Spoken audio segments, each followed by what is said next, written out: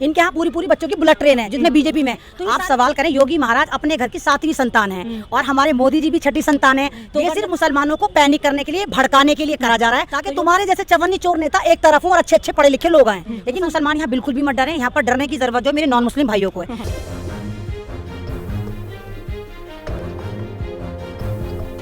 चुनाव से पहले अब जनसंख्या नियंत्रण कानून भी लाया जा रहा है। इसी को लेकर हम अहमद रिजवी से समझेंगे।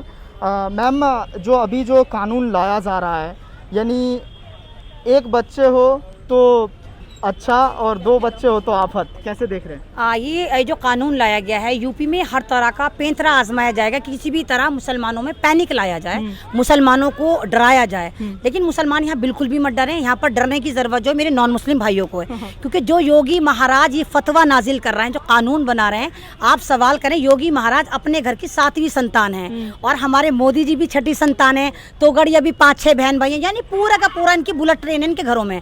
तो सिर्फ मुसलमानों को बदनाम करने के लिए लेकर आ रहे हैं। हाँ, हम इसका इस्तकबाल करते हैं। हम तमाम मुसलमान 2 बच्चे वाले लॉ पर पूरा का पूरा सहमति जताते हैं। पूरा लाभ नहीं मिलेगा, ये भी देख। हाँ, नहीं, पूरा सहमति जताते हैं। आजकल जितनी जनरेशन है, जितनी एजुकेटेड जनरेशन है, सबके पास 2 ही बच्चे हैं। ये सिर्फ मुसलमानों को पैनिक करने के लिए, भड़काने के लिए करा जा रहा है। तो योगी महाराज जल्दी से लागू कर दो इस कानून को। चुनाव भी नहीं लड़ सकते। अरे तो हम कहाँ लड़ेंगे? हमारा तो मैं तो खुद 2 बच्चे हैं। लेकिन ये सारे के सारे जितने चवन्नी चोर नेता है ना, इनके यहाँ पूरी पूरी बच्चों की बुलेट ट्रेन है जितने बीजेपी में। तो ये सारे के सारे मोदी 5 भाई बहन है, योगी 7 भाई बहन है। इनके तोगड़िया के हैं, जितने सारे बीजेपी में बड़े बड़े नेता हैं, आरएसएस, सबके 5-5, 6-6 बहन भाई हैं। तो इन पे अंकुश लगेगा। तो मैं तो कहती हूँ मोदी योगी जी जल्दी से इस कानून को लागू करो ताकि तुम्हारे जैसे चवन्नी चोर नेता एक तरफ हो और अच्छे अच्छे पढ़े लिखे लोग आए। मुसलमानों को इस कानून से बिल्कुल डर नहीं है। कल का लागू करते, तुम इस कानून को आज लागू कर दो। सवाल, उत्तर प्रदेश की सियासत में आपको क्या लग रहा है, मुस्लिम का झुकाव किस तरफ दिख रहा है? पहले तो ये वाली वजह है कि पहले जितनी भी सरकारें आई, आप भी देखिए, कहीं ना कहीं वो मुसलमानों को साथ लेकर चली। चाहे वो मायावती हों, चाहे वो अखिलेश हों, चाहे वो मुलायम सिंह यादव हों, ये लोग मुसलमानों को लेकर चले। लेकिन जैसे ये महाराज योगी नाथ आए तो इनका तो बिल्कुल मामला ऐसा हुआ जैसे बंदर के हाथ में उस्तरा दे दिया और जिसकी गर्दन मिली काट डाली। तो अब जैसे ही इलेक्शन है तो अब बीजेपी को पूरा खतरा हो चुका है कि अब हम यहाँ से नहीं जीतेंगे और जीतने के लिए इनके पास सिर्फ एक ही हथियार है कि हम हिंदू मुस्लिम कर दें। वही मंत्र इन्होंने आजमाया है और योगी की पूरी तैयारी किसी भी तरह हिंदू मुस्लिम झगड़े भड़काकर और यूपी की सत्ता को हथिया लिया जाए।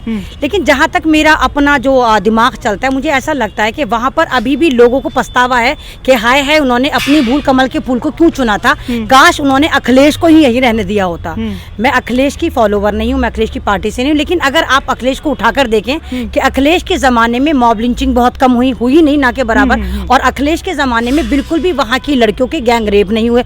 उल्टे अखिलेश के जमाने में लोगों ने दुआएं करी कि हमारे यहाँ बेटियां पैदा हो जाएं, क्योंकि अखिलेश ने इतनी खतरनाक, इतनी जबरदस्त स्कीम निकाली थी कि हर आदमी, हर फैमिली चाहती थी कि हमारे घर में 2-4 बेटियां हों। क्योंकि 10वीं में 20,000 मिलने, साइकिल मिलनी, लैपटॉप मिलना, हर घर में लड़की को एक इज्जत मिलना। तो तमाम लड़के इतनी इज्जत पा रही थी और तमाम वहाँ पर एक इतनी इज्जत से देखा जा रहा था।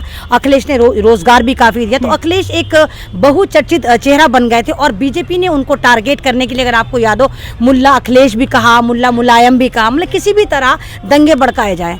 अब क्योंकि योगी महाराज हर तरह से नाकाम हो गए हैं, कोरोना काल में आपने देखा कि लाशें कैसे तैर रही थी, जो बाद में हमें पता चला कि वो लाशें नहीं थी, वो कांग्रेस ने डमियां तैराई थी।